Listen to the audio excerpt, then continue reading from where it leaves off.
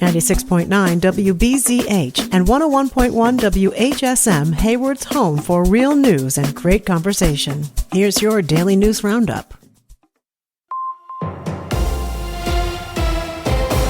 For WBZH and WHSM News, I'm Maddie Schaefer. Christmas came early for the Drummond Fire and Rescue as they officially unveiled a new fire truck.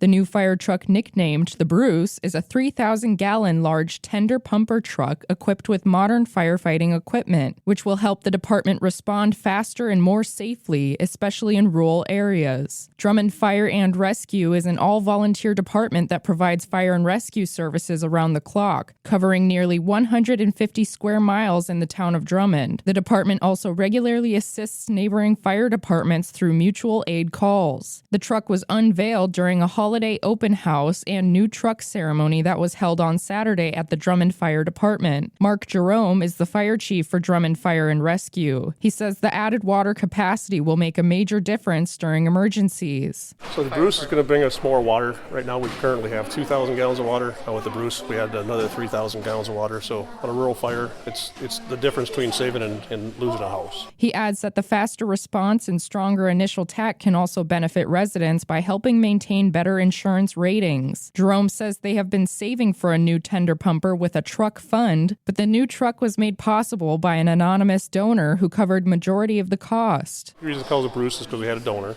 So the truck itself is $430,000. We had a donor that donated us $375,000, and the rest of the money was money that the fire department had and the town had to offset it. So a lion's portion was donated from the donor. And he's passed away, but his name was Bruce. So in memory of him and just to, give him credit, we call it the Bruce. Jerome says the new truck would not have been possible without the donation and calls it a tremendous value to the department that will serve the Drummond community for years to come. Kids in your life may have new toys soon, and now a child advocacy group is warning families to beware of AI toys. Savannah Tomei Olsen has more. A growing number of action figures, dolls, and stuffed animals are embedded with chatbots using artificial intelligence technology to communicate with kids like they're a trusted friend. Earlier this year, OpenAI, the company behind ChatGPT, announced a partnership with Mattel, one of the world's largest toy makers. Rachel Franz with the nonprofit Fair Play says AI toys are marketed with a promise of safety and learning, despite mounting evidence showing they could be harmful. Right now, there is no research and no regulations that are in place to protect kids from the multitude of potential harms that can come from AI toys. A recent report finds that some AI toys will talk with kids about topics that may not be appropriate. They could even offer advice on where to find matches or knives. Many of them have no parental controls. Child advocates warn that AI toys use the same technology that's created unsafe and even dangerous experiences for teens online, including urging them to harm themselves. Franz warns AI toys can prey on a kid's trust and record and analyze sensitive conversations even when the toy looks like it's off. Most of the AI toys that we've looked at are collecting a lot of different types of data, and most of their privacy policies outline that they will sell them to third parties. Franz says AI toys often urge kids not to stop playing with them and can crowd a child's imagination. Researchers say child-led play is vital for emotional regulation, social skills, and real learning.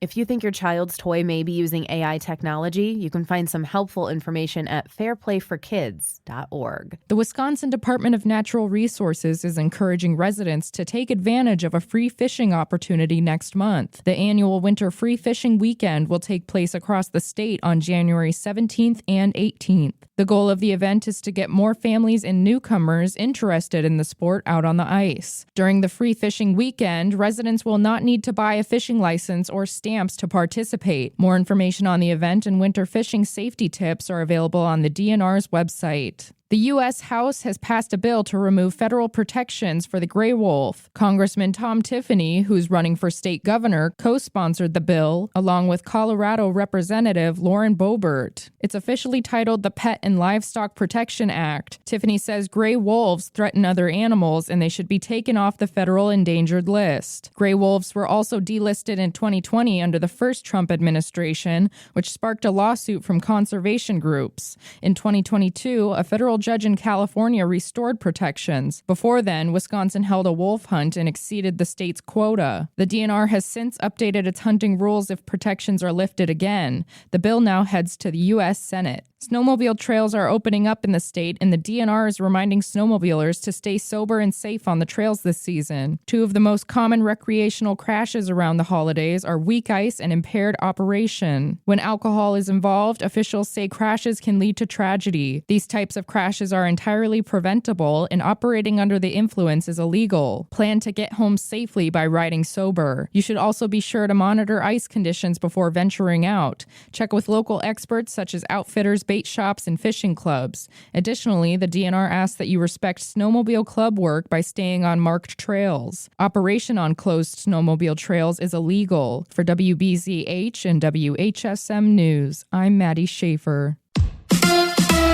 An easy win for the Badgers. Hi, I'm Mike Clemens with sports. Men's college basketball. Wisconsin beat Central Michigan 88-61 at the Kohl Center in Madison. Badgers guard John Blackwell did not play, recovering from an injury. So Hayden Jones, a 6'6" freshman from New Zealand, got his first start. When did he learn he'd be playing? Yeah, so found out like 40 minutes before the game. Didn't really know what was happening until the lead up. Kind of knew JB was going to be so-so, but I was ready. Obviously had a bit of nerves going into it, but once got in there, it was just another game of basketball. Jones finished with 6 points, 4 rebounds. NBA, the Bucks in Indiana to take on the Pacers. NFL, Jordan Love in the concussion protocol after taking that shot to the helmet against the Bears. Left guard Aaron Banks. What's the flag they called on that, roughing the passer? I just don't get how guys get kicked out of the game for taunting, but if you hit a quarterback late in the head, that has to be reevaluated. I think that's just ridiculous. That's Packers left guard Aaron Banks with sports. I'm Mike Clemens.